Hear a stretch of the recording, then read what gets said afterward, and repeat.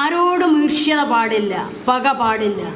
പരമാവധി ദേഷ്യം നിയന്ത്രിക്കുക. സ്ത്രീകളായ നമ്മെ സംബന്ധിച്ചിടത്തോളം പലപ്പോഴും പറയാറുള്ളത് നാവ് സൂക്ഷിക്കുക എന്നുള്ളത്. ഒരിക്കൽ പ്രവാചകൻ സല്ലല്ലാഹു അലൈഹി വസല്ലം ഒരു സഹാബി ചോദിച്ചല്ലോ, എനിക്ക് ഉത്തമമായൊരു കാര്യം എനിക്ക് റസൂലെ പറഞ്ഞു തരുമോ? ഇപ്പം എന്താ പറഞ്ഞത്? നിന്റെ നാവിനെ നിയന്ത്രിക്കുക എന്നുള്ളത്. നാവിനെ നിയന്ത്രിക്കുക, നാവിനെ നിയന്ത്രിക്കുക 3 തവണ പറഞ്ഞു. എന്നിട്ട് ചോദിച്ചു, അല്ലെ നാവ് കാരണം അല്ലേ പ്രശ്നം ഉണ്ടാവും?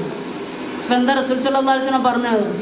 നാവ് കൊയ്തെടുക്കുന്നതാണ് പലപ്പോഴും ആളുകളെ നരകത്തിലേക്ക് എത്തിക്കുന്നത്.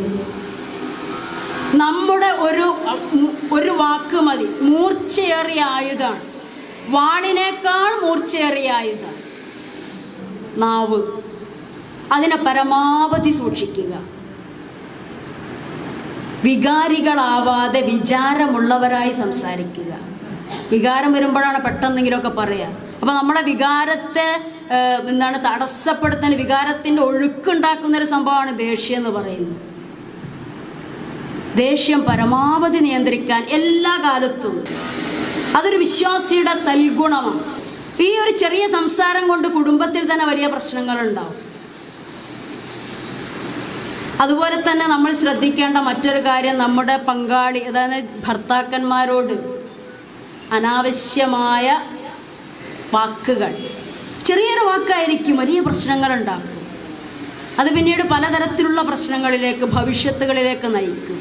അവിടെ ഒരു കൺട്രോൾ വരുത്തുക. നമ്മളൊന്ന് സ്വയം നിയന്ത്രിച്ചാൽ മതി. ദേഷ്യം വന്നാൽ ഉടനെ ഉളു ചെയ്യുക, അതിന് നിൽക്കുക നമ്മൾ, അല്ലേ? നമ്മളെന്താ ചെയ്യുക? ഉള്ളതൊന്നായിട്ടാണ് കുടഞ്ഞിട്ടൂടും, ഒക്കെ അങ്ങോട്ട് കുടഞ്ഞിടുക ചെയ്യുക. എന്നിട്ട് പിന്നെ ആലോചിക്കും, പിന്നെ അയ്യേ ഞാനെന്താ പറഞ്ഞേ, ഇതൊക്കെ പറഞ്ഞില്ല ഞാൻ, ഇനിയിപ്പോൾ എങ്ങനെ മുഖത്ത് നോക്കുക. പിന്നെ ഉണ്ടാവും മക്കളോടൊക്കെ വല്ലാത്തൊരു സ്നേഹം, ഒരു പ്രത്യേക സ്നേഹം. അപ്പോൾ അതൊക്കെ നമ്മുടെ പശ്ചാത്താപം കൊണ്ടുവരുന്ന, കുറ്റബോധം കൊണ്ടുവരുന്ന. അപ്പോൾ അതിന് കാരണം എന്താ? ഒരു സെക്കൻഡ് നമ്മളൊന്ന് കൺട്രോൾ ചെയ്താൽ മതി, ഒരു സെക്കൻഡ്. ഇത് ജീവിതചര്യയാക്കുക. ദേഷ്യം വന്നാൽ മിണ്ടാതെ നിൽക്കുക, ഒന്ന് കൺട്രോൾ ചെയ്താൽ മതി. അതില്ലെങ്കിൽ നമ്മുടെ അമലൊക്കെ ബാത്തിലാവട്ടോ. കാരണം ആ ഒരു വാക്ക് കൊണ്ട് നമ്മുടെ സൽക്കർമ്മങ്ങളൊക്കെ പോവും. പാപ്പരാവുന്നൊരവസ്ഥ നമുക്ക് റസൂൽ സല്ലല്ലാഹു അലൈഹി വസല്ലം പറഞ്ഞു തരുന്നുണ്ട്. അപ്പം അതുണ്ടാവരുത്. ദേഷ്യപ്പെടരുത്, അന്യോന്യം അസൂയ വേണ്ട, പരസ്പരം സഹായിക്കുക. നമ്മുടെ കൂട്ടത്തിൽ ആർക്കെങ്കിലും സഹായം ആവശ്യമുണ്ടെങ്കിൽ ആ സഹായത്തിൽ പിന്മാറാതിരിക്കുക. പരസ്പരം സഹോദരങ്ങളായിരിക്കുക. മുസ്ലിമിൻ്റെ സഹോദരനാണ്. നിങ്ങൾ ഹദീസൊക്കെ കേട്ടിട്ടുണ്ടാവും അല്ലേ? സഹോദരൻ എന്ന് പറഞ്ഞാൽ എന്താ? നമുക്കറിയാം, ആ ഒരു ബന്ധം വല്ലാത്തൊരു ബന്ധമാണ്. ഉദരം, അതായത് മാതാവിൻ്റെ ഒരേ ഉദരത്തിൽ വളർന്നവർ, ജനിച്ചവർ എന്നുള്ള അർത്ഥത്തിലാണ്. അപ്പം ആ സഹോദരന്മാരോടുള്ള നിലപാട് തന്നെ ആയിരിക്കണം നമുക്ക് ഓരോരുത്തർക്കും ഉണ്ടായിരിക്കേണ്ടത്. നമ്മളൊക്കെ സഹോദരങ്ങളാണ്. അതുകൊണ്ട് എന്ത് ചെയ്യില്ല? ഒരു മുസ്ലിം മറ്റൊരു മുസ്ലിമിനെ ആക്രമിക്കുകയില്ല, കൈവടിയുകയില്ല, അവഗണിക്കുകയില്ല. അവഗണന മതി കേട്ടോ നരകത്ത് പോവാൻ. ആര്? നമ്മൾ. ഒരാൾ അവഗണിച്ചാൽ ബോധപൂർവം, ഇപ്പം ചില ആളുകളൊക്കെ നമ്മൾ വലിയ വലിയ കാര്യങ്ങളൊക്കെ പറഞ്ഞ ആൾ എന്നെ കണ്ടിട്ടൊന്നും മൈൻഡ് ചെയ്തില്ല, അങ്ങനെയൊക്കെ വിചാരിക്കും നമ്മൾ ആളുകളെ പറ്റി. അപ്പോൾ അവർ മൈൻഡ് ചെയ്യാത്തതിന് കാരണം എന്താ? അവർ വേറെ എന്തോ ചിന്തയിലാണ്.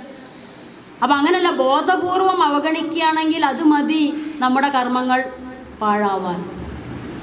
അപ്പം ഇതാണ് ഇസ്ലാം എന്ന് പറഞ്ഞാൽ. ഇതാണ് കുറേ 5 നേരം നമസ്കരിച്ച് നോമ്പെടുത്ത് സക്കാത്ത് കൊടുത്ത് ഹജ്ജ് ചെയ്യുന്ന ഒരു സംഭവമല്ല ഇത്.